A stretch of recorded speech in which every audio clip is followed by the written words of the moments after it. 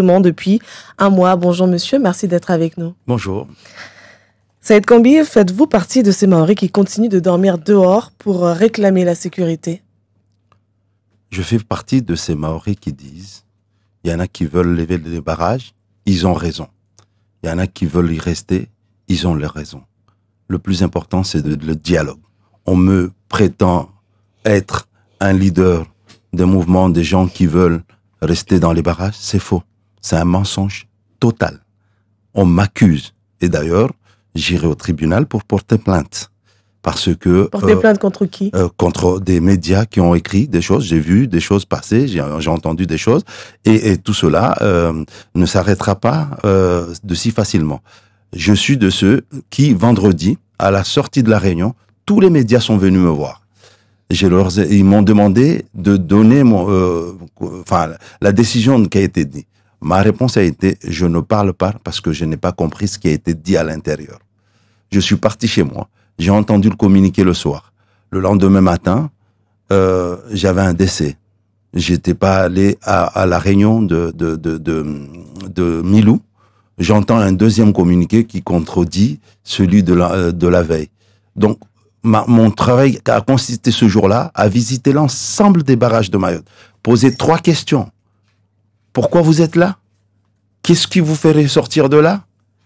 Êtes-vous prêt au dialogue? On a fini par faire une réunion le mardi et je me suis rendu compte qu'il y avait des gens qui étaient toujours majoritairement ceux qui tenaient les barrages. Parce que sur 14 barrages aujourd'hui, on en a 11 qui sévissent et 3 qui se sont levés. Donc, c'est un fait, c'est un constat, c'est quelque chose de vrai. Donc, il faut pas fermer les yeux et dire que ces Maoris-là sont pas dans la rue. Et il s'avère que j'étais un des leaders avant le vendredi. Ah, et vous parlez au passé, vous ne l'êtes pas? Oui. J'étais un leader avant ce vendredi, avant le vendredi dernier. Et moi, en tant que leader, je ne devais pas quitter le bateau quand le bateau était pris par des vagues. Je suis responsable, je suis quelqu'un de responsable. Et plutôt que de dire sors de là et que ma voix ne soit inaudible, je dis, venez, j'entends ce que tu dis, et toi aussi j'entends ce que tu dis. Mais on a un peu du mal à vous suivre, monsieur Kambi. Oui. Au début, vous dites que vous n'êtes pas, vous êtes ceux qui veulent rester sur les barrages, vous les soutenez, et ceux qui veulent lever les barrages également. Oui. Et puis, ensuite, vous dites que vous aussi, vous faites partie de ces gens-là qui veulent résister. Non, j'ai pas dit que je suis des gens qui veulent résister. On résiste à rien. On réclame juste nos droits. Ce n'est pas une honte. Résister dans ce mouvement, je veux dire. Ce n'est pas une violence. Ce n'est ni une honte, ni une violence. Les gens qui sont dans la rue, ils réclament leurs droits. Est-ce une violence? Je ne crois pas. Est-ce une honte? Je ne crois pas. Mais ces gens-là... Où est-ce que vous vous placez alors? Moi, là où je me place, je suis là pour le combat de la justice et pour le combat de la dignité. Vous êtes là pour le maintien des barrages, oui ou non, monsieur Kambi? Je suis pour le maintien du dialogue des Maoris et non des coups bas entre les Maoris. Je ne suis pas pour le coup bas entre les Maoris. Donc, ce qui est sûr, mais tant qu'il restera quelqu'un dans la rue, j'irai dans la rue pour discuter avec ces personnes, pour ouvrir le débat, pour demander aux Maoris comment je veux dire, ce qu'ils demandent, et je serai là. Il faut pas oublier aussi que je suis un élu. Donc, le rôle d'un élu en ce moment, c'est de pouvoir aller vers ces gens qui sont dans les barrages, parce que ce sont leurs électeurs, aller discuter avec ces gens-là, les convaincre de quitter la rue, et savoir aussi qu'est-ce qu'ils demandent en contrepartie avant de quitter la rue. C'est ça ce qui est un comportement responsable. Ce n'est pas d'ignorer et de dire ceux qui sont dans les barrages seront responsables. La responsabilité, c'est d'abord à l'élu d'aller voir sa population et d'être auprès de sa population, de les écouter et aussi de les orienter et de trouver des chemins possibles pour sortir de ce problème. Là, c'est un appel que vous lancez aux élus de Mayotte?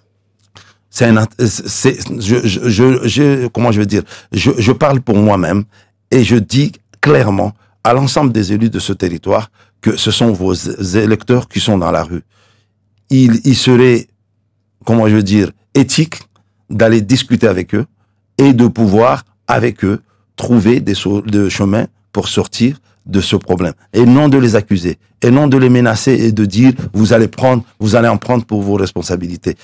Il y a des barragistes qui ont été menacés, monsieur Kambi?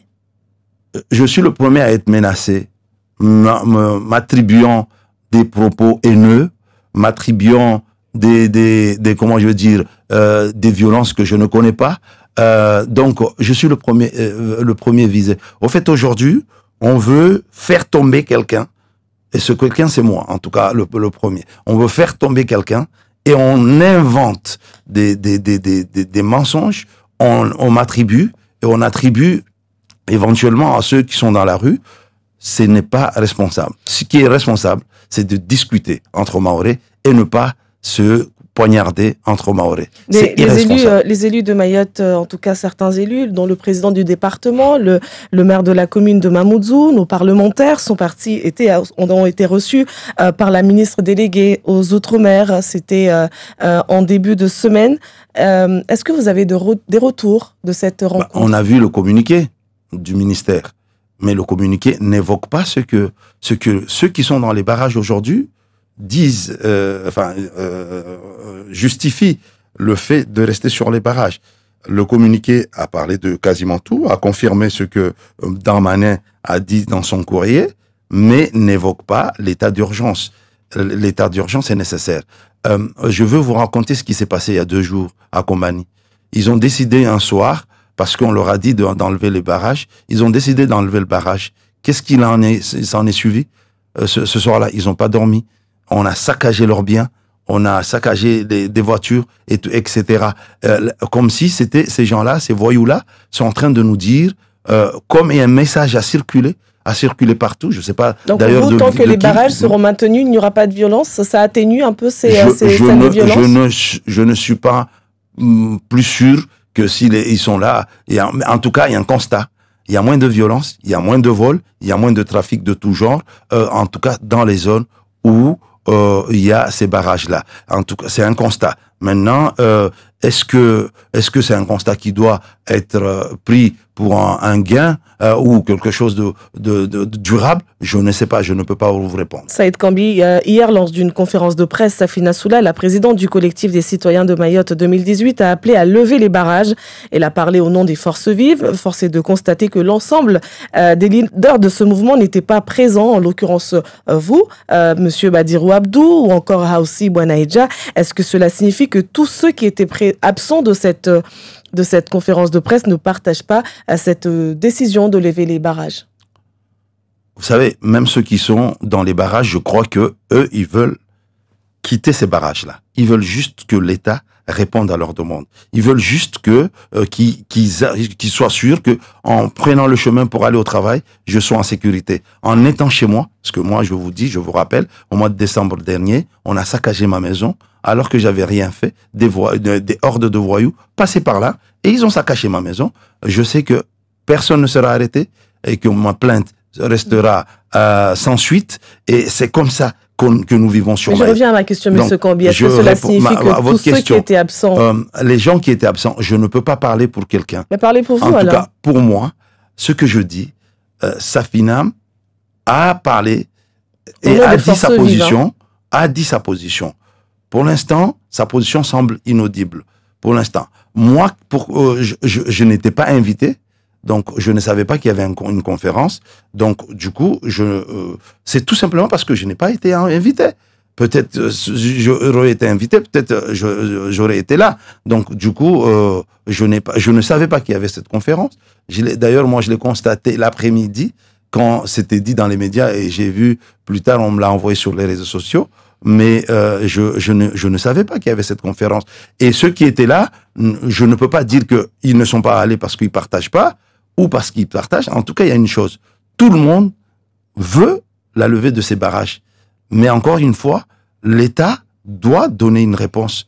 D'ailleurs, c'est pas que l'État, hein, parce que moi, aujourd'hui, au niveau territorial, des actions peuvent aussi être menées. Donc, les exécutifs locaux ont aussi leur part de responsabilité dans je vous rappelle quand même que ce sont les forces vives qui ont... C'est qui les forces vives? Le problème est là. L'histoire, c'est que les forces vives ont refusé d'échanger avec le préfet Suquet. C'est qui les forces vives?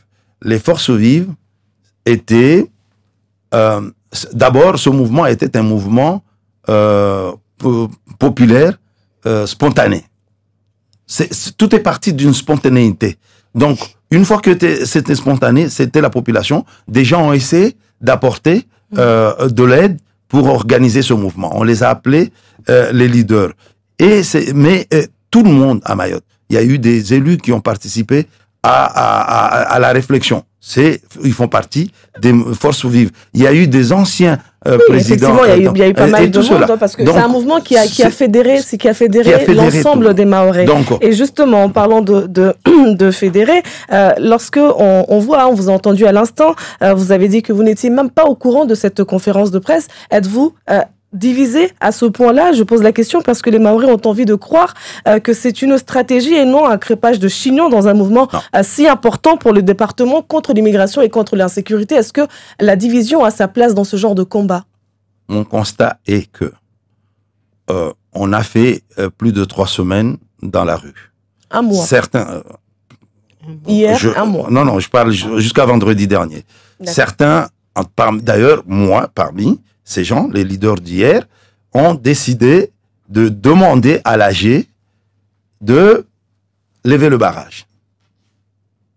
Nous n'avons pas été entendus parce que ceux qui sont dans les barrages attendent une garantie de l'État sur leur sécurité.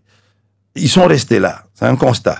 Maintenant, ceux qui ont fait la conférence hier disent qu'il y a d'autres moyens et d'autres choses à faire.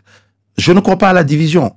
On peut être 2 personnes, parler de la même chose et ne pas être d'accord sur ces choses. Ils ont compris qu'il faut utiliser d'autres méthodes et d'autres ont dit nous restons dans la seule qui nous garantit la non-violence, ce sont les barrages. La seule qui nous garantit pas l'affrontement, c'est les barrages. Donc, en tout cas moi, position, je comprends celui qui veut quitter et celui qui veut rester. Donc la division, donc elle est là. Le plus important, il faut discuter. Il faut arrêter de prendre une décision tout seul.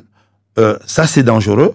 Et ça a interprété parce que aujourd'hui, il y a des gens qui sont visés parce qu'il faut faire tomber certains, notamment moi. Donc, on veut nous attribuer des choses que nous n'avons ni jamais dit. Depuis vendredi, personne ne m'a entendu jusqu'à hier. Personne. Et à la fin, on me dit que c'est Kambi qui fait tout ce bordel sur Mayotte. Justement, en parlant de bordel, hein, je mets ça entre guillemets, c'est le cas à Mayotte. Là, clairement, des barrages levés, des barrages qui sont encore maintenus. On ne sait pas trop c'est qui est-ce qu'il faut écouter Safina Soula? Est-ce qu'il faut écouter Saïd Kambi? Les Mahorais sont perdus. Alors que mais Saïd Kambi n'a pas parlé. Pourquoi on lui attribue des choses?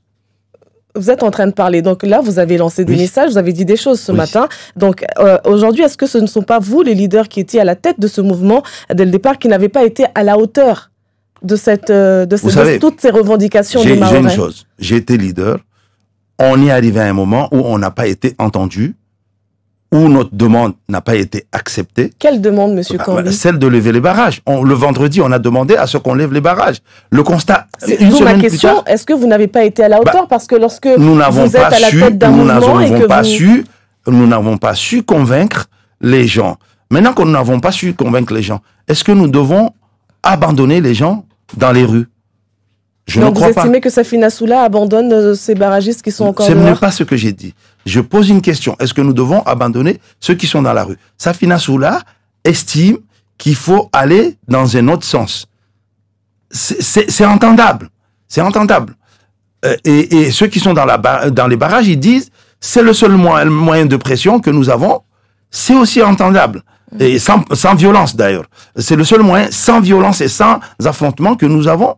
C'est entendable. Mais le plus important aujourd'hui, et je reste dans cette position, je le dis et je le redis, c'est l'unité des Mahorais, c'est c'est le dialogue, c'est la considération des uns et des autres, et non le fait d'envoyer aux chiens certaines personnes parce que on veut absolument les viser ou que les intérêts, notamment de certains, doivent absolument être protégés et d'autres doivent absolument mener jusqu'au tribunal. Est-ce que c'est ce mouvement qui était, donc je disais, qui a adhéré tous les habitants de Mayotte, qui a fédéré tout le monde, est-ce que finalement ce mouvement n'a pas perdu de sa crédibilité? Je ne crois pas que le mouvement a perdu de sa crédibilité. Vous savez, la situation d'aujourd'hui explique exactement la situation sur laquelle nous sommes assis. Donc, il y a des gens qui constatent qu'il y a de la violence, mais parce qu'ils ont leurs intérêts dans cette violence-là, ils veulent que le Mayotte reste tel qu'il est. Il y a des gens, il y a des gens qui ont des intérêts économiques à protéger, quelle que soit la situation, même si les gens meurent, ils protègent leurs intérêts économiques. Donc, moi, ce que je dis, le plus important, c'est pas l'intérêt économique. Le plus important, c'est la vie. Le plus important, c'est la vie. Et travaillons ensemble pour la vie, mais n'accusons pas les Mahorais et ne montons pas les Mahorais les uns contre les autres. Le nouveau préfet arrive ce week-end, mardi. C'est la ministre Marie Guévenoux qui sera de nouveau à Mayotte. Quel accueil leur réservez-vous? En tout cas, moi, et certaines personnes, certainement, de bonne foi, nous espérons que ces gens-là accueilleront l'ensemble des Mahorais, l'ensemble de ceux qui sont sur le terrain. Est-ce qu'il y aura une manifestation comme la dernière fois? Je ne peux pas, je sais pas, madame, je ne sais pas.